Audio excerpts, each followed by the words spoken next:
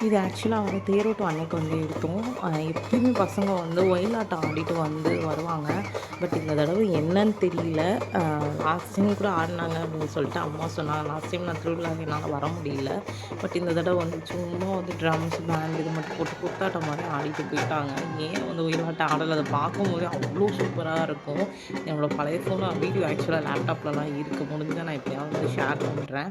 அ முடிச்சுட்டு அப்படியே நாங்க வந்து நைட்டு வந்துட்டு ஆத்துக்கு வந்து நானு, அப்பா, அப்புறம் என் ஆத்தா, அப்புறம் பாப்பா கூட்டிட்டு வந்துட்டு போனோம்.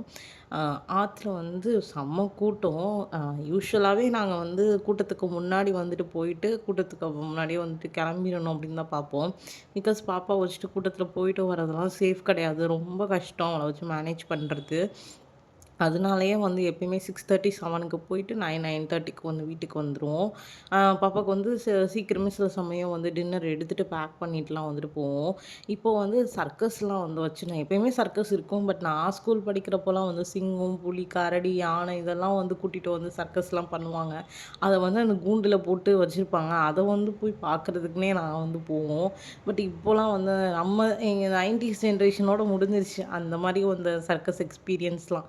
இப்போலாம் அது அந்த மாரி எங்கேயும் இல்ல. அது ஒரு வகையில வந்து நல்லது.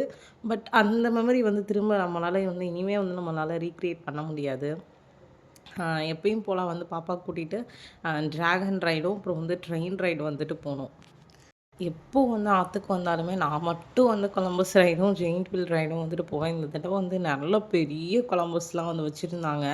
அதே மாரி ஜெயிண்ட் வீல்லயும் பெரிய ஜெயிண்ட் வீல் இருந்தது. எனக்கு அதில போணுன்ட்டு ஆசை. பட் பாப்பா ரொம்ப பயப்படுவா. பாப்பாவ வச்சுட்டு போ முடியாது இல்லையா? ஸோ அதனால இன்னொரு நாள் போய்க்கலாம் அப்படின்னு சொல்லிட்டு வீட்டுக்கு வந்து கிளம்பிட்டோம்.